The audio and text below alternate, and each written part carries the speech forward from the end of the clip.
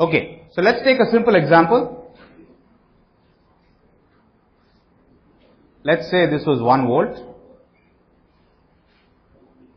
This was say 5K, and you had a diode.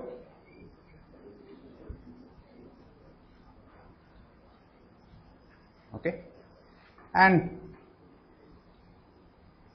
you have some current flowing I.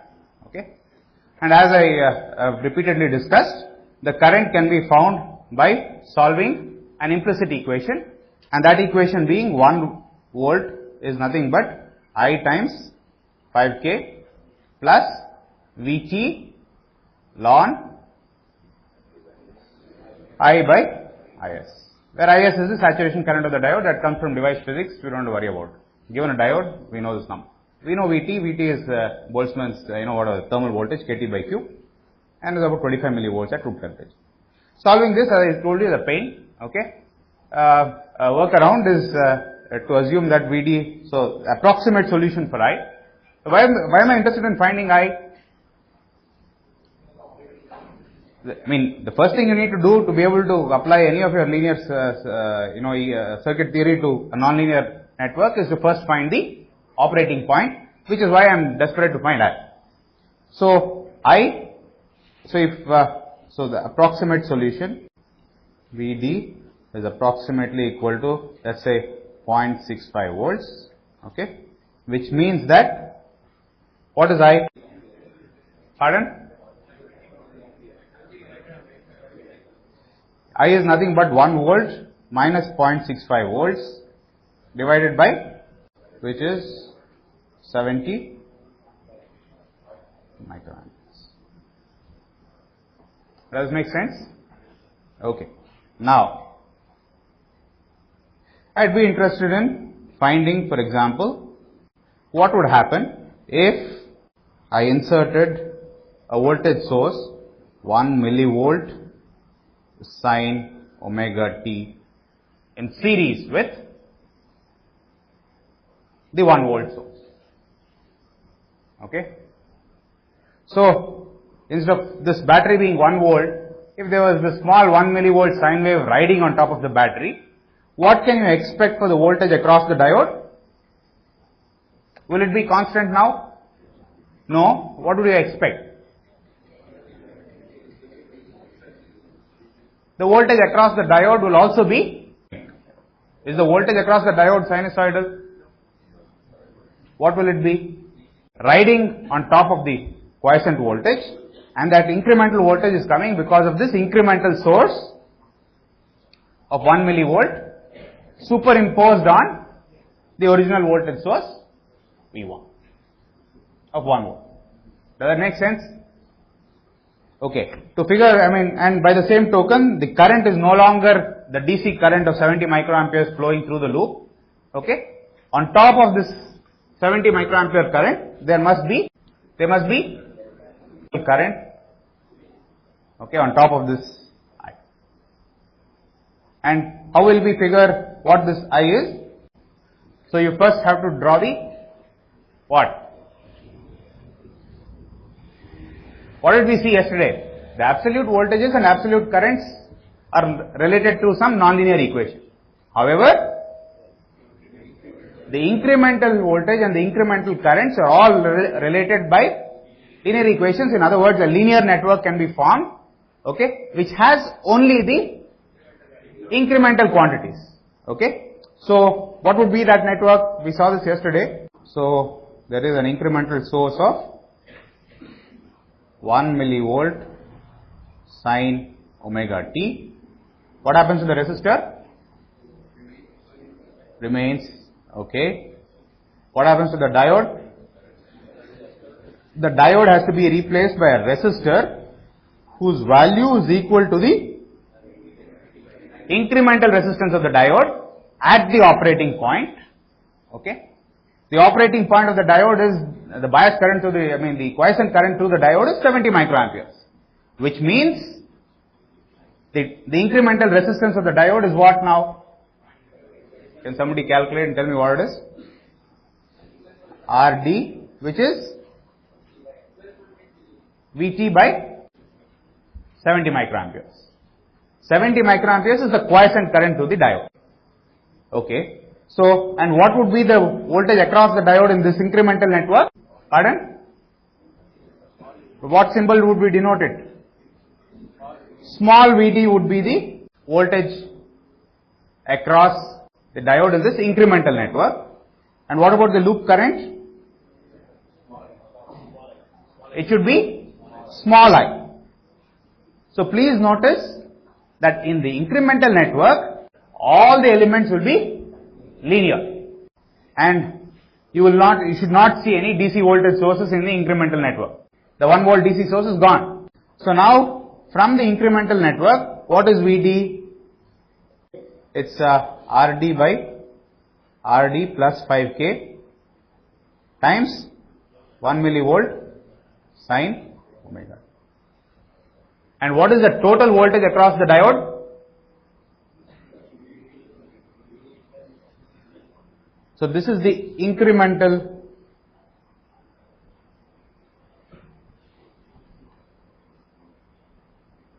voltage across the diode. The total voltage across the diode is the quiescent value plus the increment. The quiescent value was about 0.65 volts plus the increment, which is plus Rd by Rd plus 5k times 1 millivolt sine. Does it make sense? Any questions?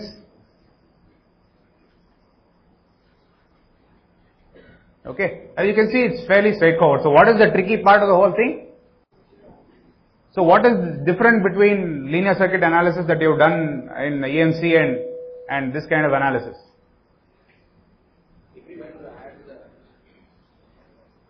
What extra step has there been in between? So the first step is to find the operating point. Okay. And why do we need to find the operating point? We need to find the operating point simply because when you have a nonlinear element, it doesn't make sense anymore to talk about the ratio of absolute voltage to absolute current. Okay, there could be some really weird relation between the two. However, you can always relate incremental voltage across the element to the incremental current through the element by a linear relation. In other words, you can think of an incremental resistance for every nonlinear element, where this value of incremental resistance is dependent on the quiescent current or the quiescent voltage across the nonlinear element, and this quiescent values of voltage and current are also together often referred to as the operating point of the nonlinear device. Okay, since everything in the incremental network depends on the operating point, the first task is to determine the operating point. Alright, and determining the operating point is no trivial task. Why is it not a trivial task? Because you have to solve, in this trivial example, you have to solve one nonlinear equation. If you had a network with n nodes and any number of nonlinear elements, you will get a whole bunch of simultaneous nonlinear equations. When you have a linear network, you will get a bunch of simultaneous linear equations which you can use matrix inversion and solve. Okay? When you have a nonlinear network, you will get a bunch of simultaneous nonlinear equations and all the node voltages and all these wonderful functions governing the nonlinearity. Okay? So, and solving those things is not a straightforward task, and we don't have to despair because there are computers available and we'll be able to figure it out. Okay? We know what has to be done. Okay? So, hopefully it's straightforward to write an algorithm to figure it out. Okay? But once we find the operating point, then what you have to do? You have to draw the incremental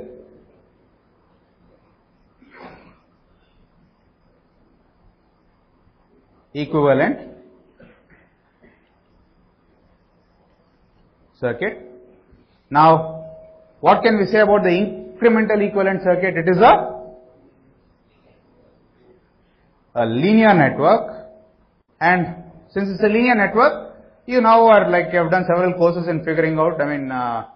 So once you find the incremental linear network, you would be able to once you find the incremental voltages everywhere in the network, you will be able to find the total voltage and the total current anywhere in the network by adding the incremental quantity to the quiescent quantity. So, okay, so the total node voltage or branch current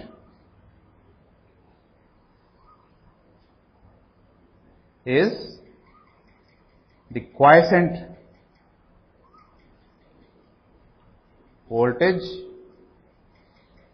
/ current plus incremental voltage. And we have seen a very trivial example. Now, let's say you had a more complicated network. We saw, the one obvious question that can arise is, okay, you took one nonlinear element, one loop, okay, one voltage source. Whatever you say seems all right. Okay, how do I know that when I take a massive network, this is true in general? Okay, so for those of you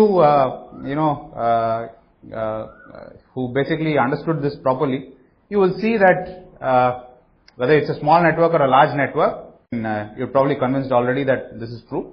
Okay, but in any case, I will do a little more complicated example. I don't want to generalize to a big network because mathematically it will become a pain, though it's not fundamentally very difficult. Okay, I will take a slightly more complicated example and show that this is indeed the case. So let me take now a network with say 3 nonlinear elements, 2 voltage sources. So let me call this VA, the voltage source. This is a voltage source, VB.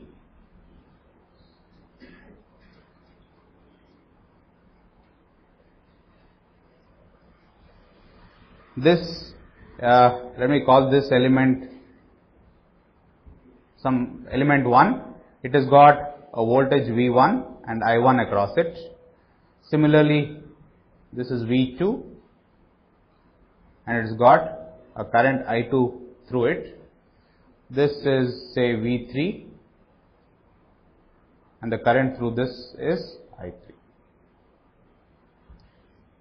And given, so all elements are nonlinear in the sense that V1 is, how can it be expressed in terms of I1? Some function f1 of I1 and so on.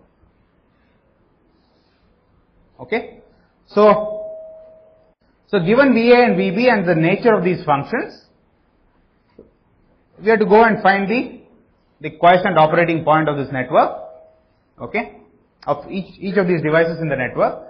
And as I told you yesterday, or as we discussed just now, this has to be done numerically. Okay, we can say that VA is equal to V1 plus V2, right? And V1 is F1 of I1 and V2 is F2 of I2. Similarly, you can write a loop equation and then write Kirchhoff's law and so on, and basically you'll get a bunch of nonlinear equations. You go and solve them, which is easily done using a computer. And let's say we have found out all the branch voltages, which are V1, V2 and V3, and all the branch currents, which are I1, I2 and I3. Okay, this is all known. What we'll be interested in is finding what happens to these absolute voltages, okay, and currents once VA and VB are increased by a small amount. Add an incremental voltage VA and an incremental voltage VB. All right.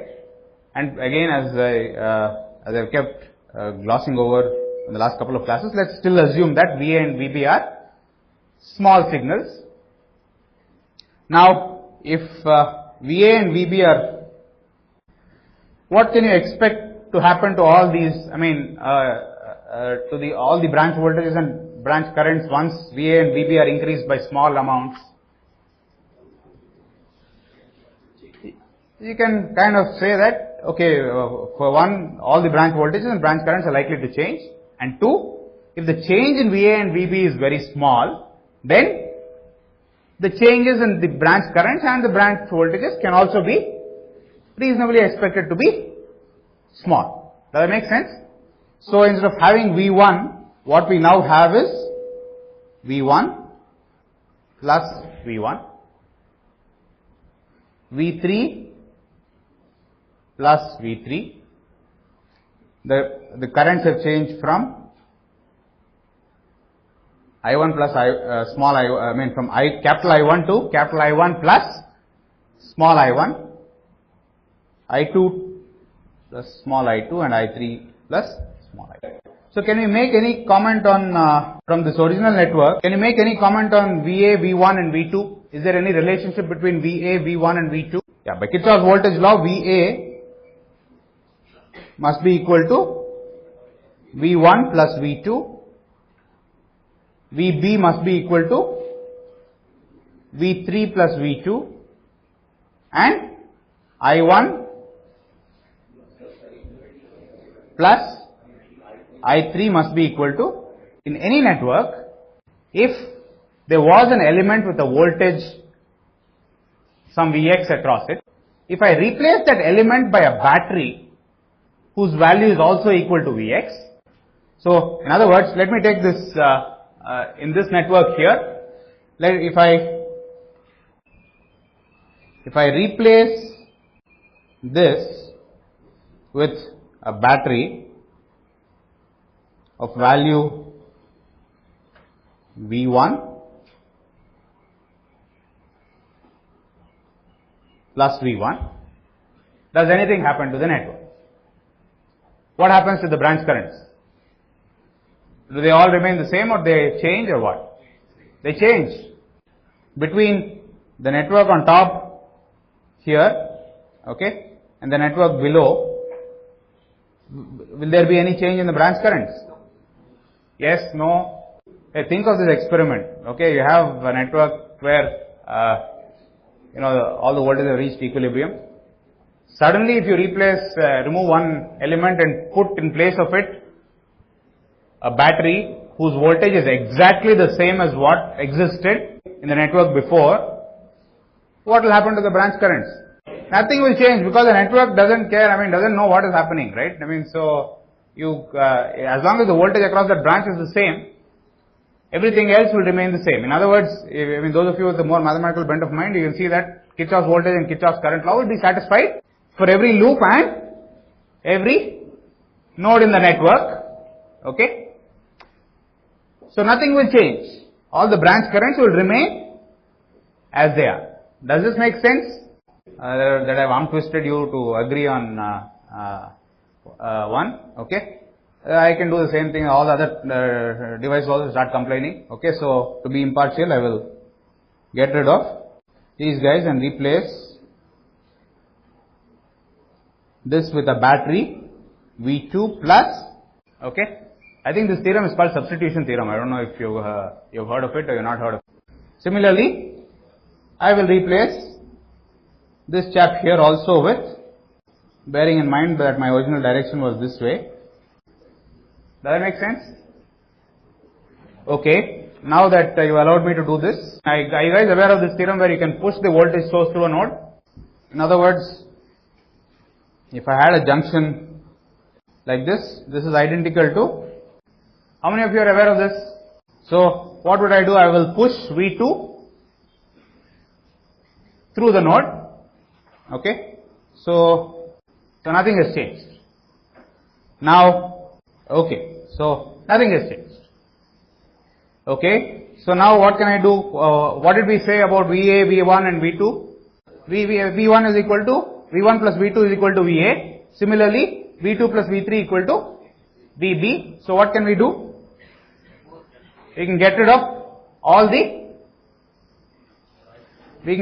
these guys. Please note that small VA and small VB are the incremental voltages that we've applied, and we are interested in finding the incremental currents and voltages everywhere in the network due to the effect of these two incremental sources. So is this clear so far? Okay. Now, the problem candidates are the quiescent currents.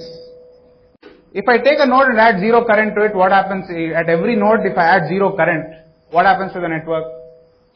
Now, if I inject 0 ampere current sources into every node of a network, nothing happens. Okay, let me add a current I1 this way, I3 this way,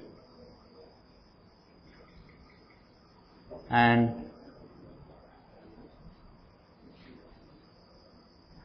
I2 this way. What can we conclude about I1? What is this? I1 plus I3 minus I2. From the first network, okay, I1, I2 and I3 satisfied Kirchhoff's current law at that node. So I1 plus I3 must be equal to I2. So if I looked at this junction, the current flowing out of that junction must be 0. So no harm is done in doing this. Correct?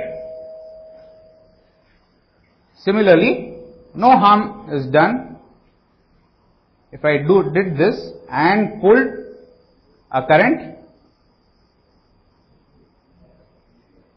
I1 out. Similarly, no harm is done, did this, correct?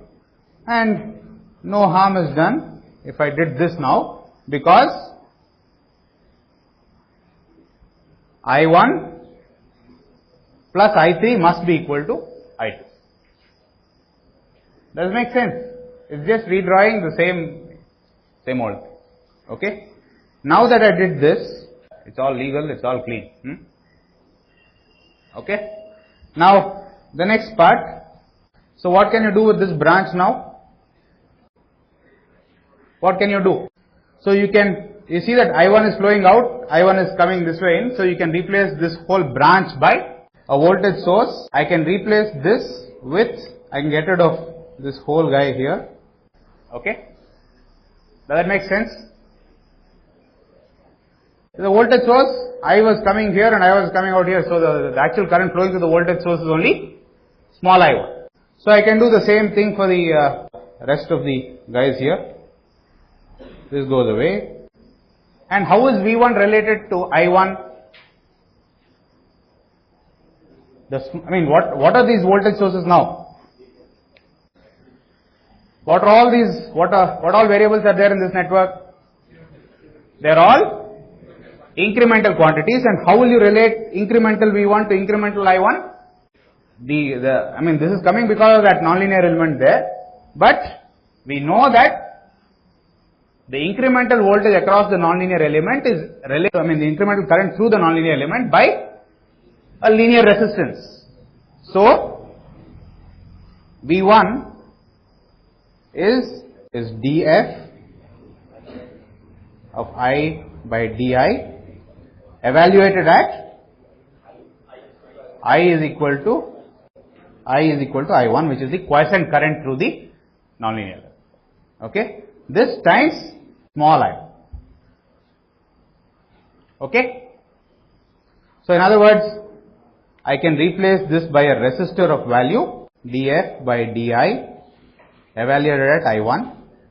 Similarly, I replace this by a resistor of value. So what is the so I can replace this by a resistor of value dF by di evaluated at I2. Similarly, I3. And similarly, df by di evaluated at I. Please note that if you have a branch where the voltage across the branch, okay, V is some R times the current through the branch, this is equivalent to a resistor of value R. Okay. So what is the bottom line? Given any nonlinear network, if you have incremental sources inside the network, you can do this for any big network. Okay, I have shown it for 2, but in general you can see that the incremental currents will obey Kirchhoff's current laws the same way as in the main network. The incremental voltages will follow Kirchhoff's loop equations in exactly the same way as the main network, which means that topologically the incremental network should have the same graph as the original network. The only difference between the incremental network and the main network or the original network is the fact that in the incremental network the branch currents and branch voltages are related by a linear equation, okay, which results in a linear incremental. So we'll continue tomorrow.